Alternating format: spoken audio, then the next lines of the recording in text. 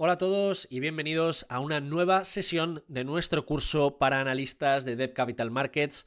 Y en el día de hoy, pues un material creo que muy chulo, muy divertido, porque vamos a estar hablando de otras tipologías de activos financieros, de instrumentos de deuda, como son los Asset-Backed Securities, y los enfrentaremos pues a los Covered Bonds.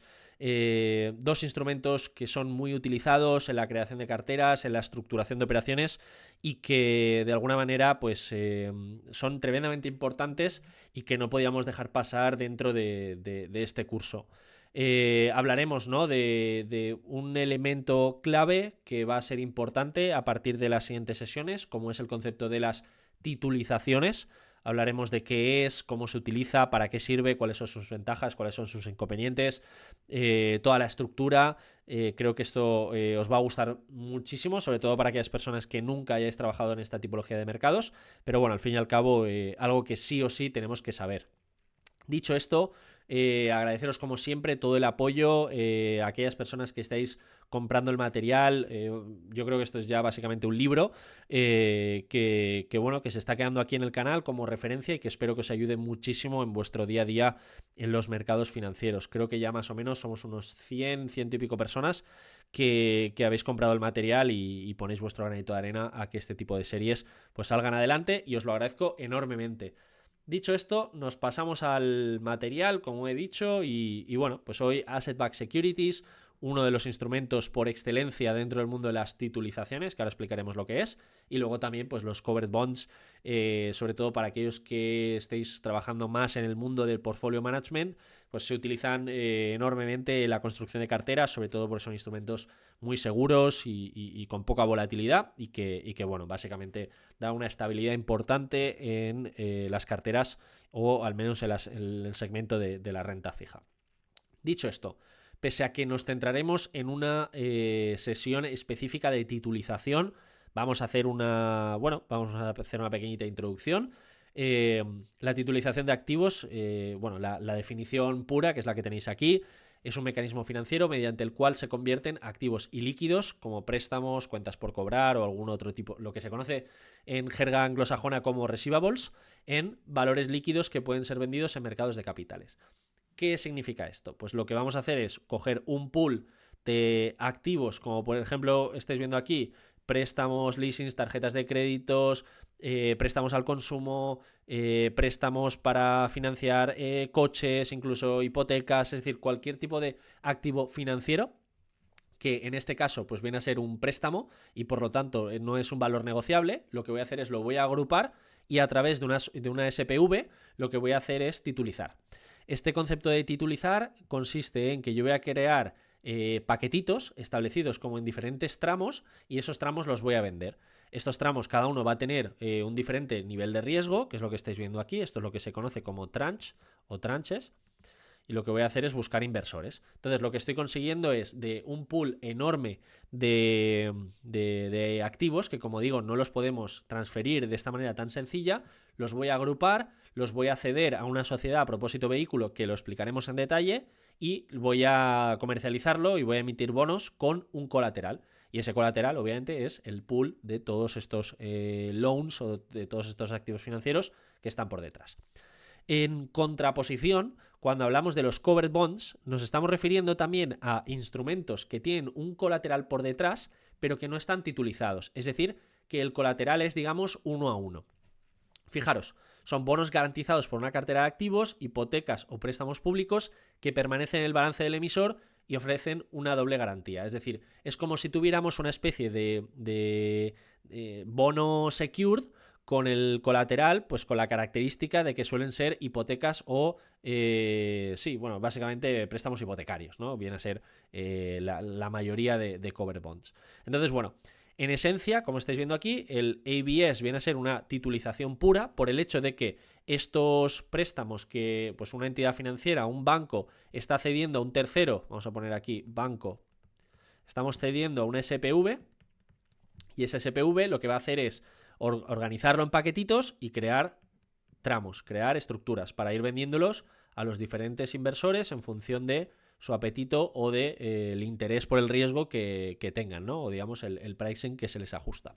Sin embargo, Por el lado de los cover bonds tenemos bonos garantizados por un activo de manera directa. Es decir, aquí hemos hecho una transferencia del activo y en el caso de los cover bonds, básicamente el activo se sigue quedando en el balance del banco y son, pues esto, préstamos hipotecarios que actúan de doble garantía para pues los bonos que acabamos de emitir con ese colateral.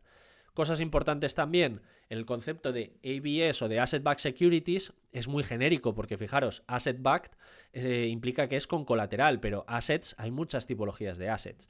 Tenemos aquí hipotecas, que esto es lo que se conoce como Mortgage Backed Securities, tenemos auto loans, tenemos tarjetas de crédito, tenemos préstamos para estudiantes y tenemos tropecientas mil tipologías de asset-backed securities que cada una pues tiene sus características y cada una tiene sus particularidades. En cualquier caso, lo que debemos de entender es que cuando hablamos de asset-backed security es la consideración global de toda esta estructura de activos titulizados que salen del balance del banco, pasan a una sociedad a propósito vehículo y se estructuran en paquetitos para venderlos a terceros, y que los cover bonds vienen a ser pues préstamos secure que tienen pues un colateral en el cual pues viene a ser pues préstamos hipotecarios. Luego veremos la diferencia entre el cover bonds y los mortgage backed securities, que es básicamente pues la tipología de ABS que más se les parece, ¿no? Entonces he añadido una diapositiva más para que lo podamos entender de una manera un poquito más específica. Dicho esto, y como mencionábamos anteriormente, esta es la estructura, como estáis observando. Tenemos el balance de un banco. Tenemos el balance que, pues el cual puede estar constituido pues por una serie de receivables, por una serie de activos pendientes de cobro. Entonces lo que vamos a hacer es intentar sacarlo de este balance para yo, pues a lo mejor si estoy limitado ya por riesgos y ya no puedo prestar más, pues me los voy a quitar del balance y voy a seguir prestando a pues mis clientes o a mi base, pues entre comillas, comercial. Entonces, ¿qué pasa? Que lo que voy a hacer es, voy a ceder estos tres receivables a una sociedad a propósito vehículo, y esa sociedad a propósito vehículo lo que va a hacer es emitir instrumentos, es decir, va a emitir bonos a los diferentes inversores.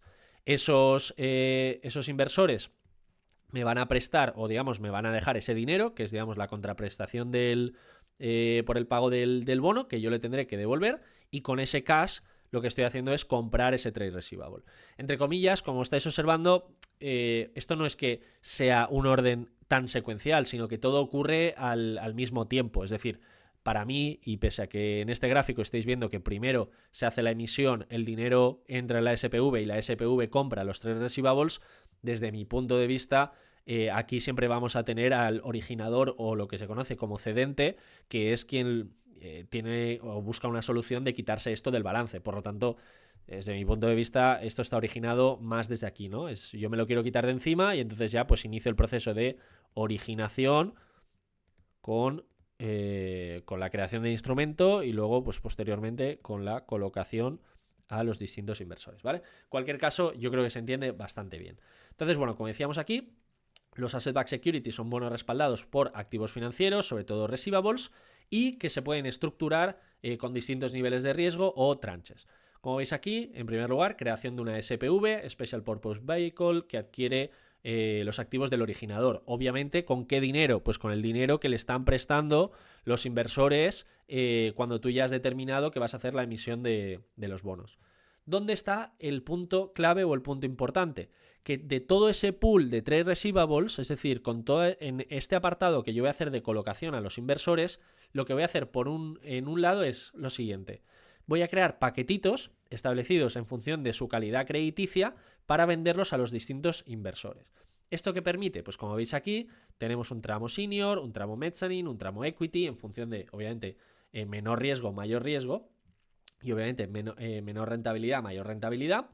Y esto lo que permite es que tú te puedes quitar del balance pues todos esos receivables y por lo tanto seguir prestando o seguir teniendo margen para pues bueno, tus actividades, como decíamos anteriormente. Y luego por otro lado, obtención de liquidez inmediata, que ya no tienes que esperar a que obviamente pues todos esos préstamos y esos créditos te los tengan que ir pagando. Y finalmente, pues los tranches de crédito, obviamente, permite pues, que haya inversores que puedan acceder a instrumentos con una yield superior y que obviamente pues, puedan estar diversificados, porque si yo tengo aquí un pool, pues no sé, de 2.000 trade receivables, hombre, pues a lo mejor tengo un impago de un 5%, pero el resto o el restante se va a seguir pagando y puede ser un activo que me esté pues dando una rentabilidad grande, porque a lo mejor los préstamos al consumo pues están en el 8, en el 9%, una cosa así, y son bastante rentables. Por el otro lado, el banco se los está quitando del balance y tiene un poquito más de margen, ¿vale? Por el otro lado, ya hemos dicho que, acabamos de explicar lo que consiste en el proceso de titulización, pero en contraposición nos encontramos los cover bonds, que es básicamente una especie de bono con un colateral, que en este caso hemos dicho que son préstamos hipotecarios, vendría a ser como una especie de bono secured, pero importante, estos préstamos hipotecarios permanecen en el balance del emisor. Es decir, existe una doble garantía. La primera, ¿sobre quién? Sobre el emisor, y en segunda instancia sobre el colateral. Por eso son muy, muy seguros. Es decir, aquí, en la SPV, el inversor, es decir, su derecho de cobro es sobre los trade receivables. Es decir, es sobre estos paquetitos de aquí, sobre estos instrumentos o estos activos que están prestados, pues no sé, pues a cualquiera, ¿no? Que pueda tener un préstamo, pueda tener un crédito. Pero al estar cedidos a una sociedad a propósito vehículo, es decir, el inversor no puede ir frente al balance, no puede ir a exigirle al emisor o al cedente. Esta es la diferencia importantísima y por la cual los cover bonds tienen muchísimo menos riesgo, porque en primer lugar están garantizados por el emisor, es decir, que te va a devolver ese dinero, como digo, los intereses y el principal, y además tenemos una doble garantía que es el colateral que se está poniendo ahí para obviamente, digamos, pues reducir, como digo, la yield de financiación. Os estáis viendo aquí, emitidos por bancos con activos en el balance y garantía adicional por un cover pool, un cover que además se va modificando, es decir, si hay una hipoteca que vence, pues se puede renovar por otra y es decir, al fin y al cabo es un pool relativamente activo. Pero obviamente no podemos cambiar la calidad crediticia del colateral. En este caso, como veis aquí, el emisor responde con sus flujos de caja y en segundo lugar, los activos están segregados para asegurar el pago. En segundo lugar, regulados por la Unión Europea con requisitos de sobrecolateralización y sustitución de activos en caso de repago. Esto luego lo veremos, pero esto es importante. Sobrecolateralización implica que si yo estoy emitiendo bonos por valor de 100 millones de euros, pues el valor total de las hipotecas o del colateral, es decir, de los inmuebles sobre los cuales se está prestando esas hipotecas, tiene que ser de, pues no sé, de 120 millones. Por lo tanto, aunque todas las hipotecas dejarán de pagar, yo ya sé que digamos, el activo que hay detrás, es decir, el activo subyacente es superior y por lo tanto es muy muy difícil que un cover bond pues termine quebrando o que el recovery no se consiga. Como veis aquí, desde el punto de vista del emisor, financiación más barata. ¿Por qué? Porque obviamente lo que tengo es un colateral que estoy aportando ahí, por lo tanto menos riesgo, menos rentabilidad que tengo que aportar a mis inversores. Y luego por el otro lado, por la parte del inversor, menor riesgo que un bono bancario tradicional, menor yield que un ABS, pero obviamente alta calidad crediticia y como veis, pues un rating superior al del emisor. ¿Por qué? Porque aquí tengo doble garantía, doble protección, ¿vale? Entonces si tengo un pool de hipotecas con máxima calidad y además me está respondiendo un emisor que tiene una calidad crediticia elevada, pues puedo tener aquí un notching positivo pues de 1 o de 2, ¿vale? Esto es importante y lo vimos en sesiones anteriores con el caso del Recovery Analysis. Dicho esto, pues bueno, diferencias por un lado entre ABS y Cover Bonds, ¿vale? Esto creo que es importante.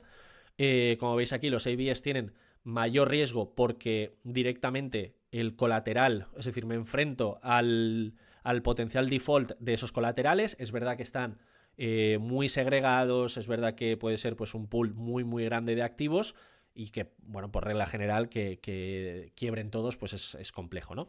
Como veis aquí, pues la yield también va a ser más elevada y aquí pues en contraposición, ¿no? El cover bonds tiene menor riesgo, mayor garantía por la parte de emisor, cover pool y obviamente pues la yield va a ser también más baja.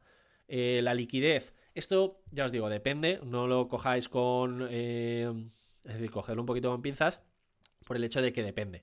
Es verdad que los cover bonds por lo general son bastante líquidos y los ABS, yo incluso puedo crear un ABS en el cual el colateral sea un único préstamo.